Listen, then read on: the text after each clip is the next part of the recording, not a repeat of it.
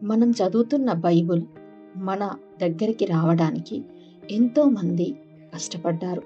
అయితే బైబుల్ ఆవిర్భావం ఎలా జరిగింది తెలుసుకుందాం.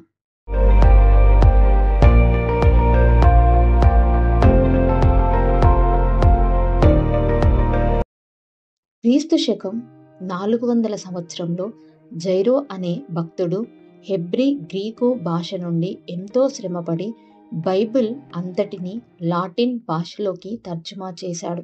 దీనిని వాల్గేట్ అని పిలుస్తారు.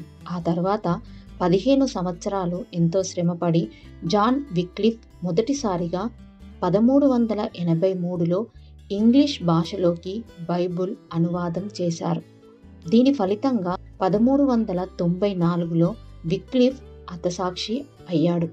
1445లో గూటెన్బర్గ్ ముద్రాయానం కనుకొని 1456లో మొదటిసారిగా లాటిన్ బైబిల్ ముద్రించారు.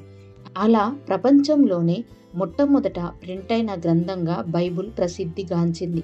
సరిగ్గా విక్లిఫ్ మరణించిన 100 సంవత్సరాలకు అనగా 1495లో విలియం టిండెల్ జన్మించారు. ఆయన 1525లో తిరిగి ఇంగ్లీష్ అనువాదం చేశాడు. బైబిల్ తర్జుమా చేయడం వల్ల నాటి మత చాదస్తవాదులు టిండెల్ను 1536లో కొయ్యకు కొట్టి తారుపూసి కాల్చి చంపారు. అతని ప్రయాస, త్యాగం, మరణం ఫలితంగా 12 సంవత్సరాల తర్వాత అంటే 1548లో మొదటి ఇంగ్లీష్ బైబిల్ ముద్రించబడింది. 1778వ సంవత్సరంలో ఫ్రాన్స్ దేశంలో వాల్టేర్ అను ఒక నాస్తికుడు ఇంకా 100 సంవత్సరాలకు బైబిల్ పూర్తిగా అంతరించిపోతుందని ప్రవచించాడు. ఆ ప్రవచనము ద్వారా బైబిల్కు వ్యతిరేకంగా ఎన్నో బోధలు చేసి వాటిని తన ఇంట్లోనే అచ్చు ముద్ర ద్వారా ముద్రించను.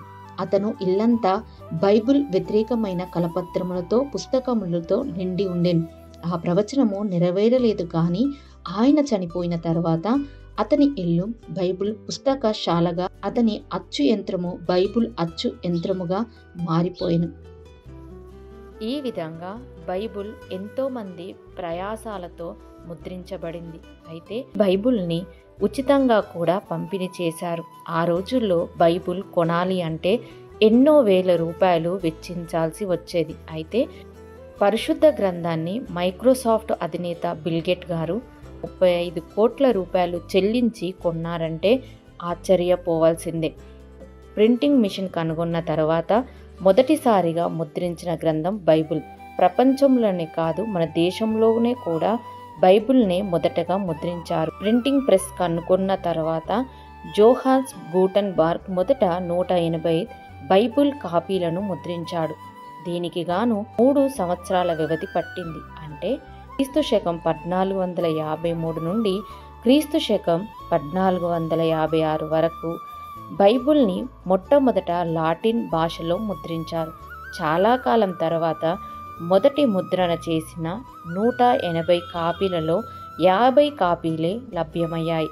గూటెన్బర్గ్ ప్రింట్ చేసిన మొదటి 3 మాస్టర్ కాపీలలో ఒకదాన్ని లైబ్రరీ ఆఫ్ కాంగ్రెస్ 2 కోట్ల రూపాయలు చెల్లించి సొంతం చేసుకుంది.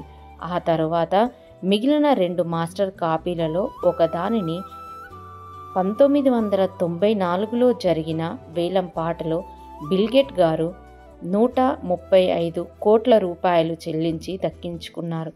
3వ మాస్టర్ కాపీ న్యూయార్క్ సిటీలో అమ్మకానికి సిద్ధంగా ఉంది.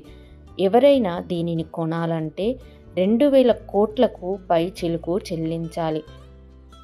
మనం చదువుతున్న బైబిల్ కోసం ఎంతోమంది ప్రయాసం పడ్డారు. ఎంతోమంది వారి యొక్క ప్రాణాలను త్యాగం చేశారు. ఈ విధంగా బైబిల్ మన చేతికి చేరింది.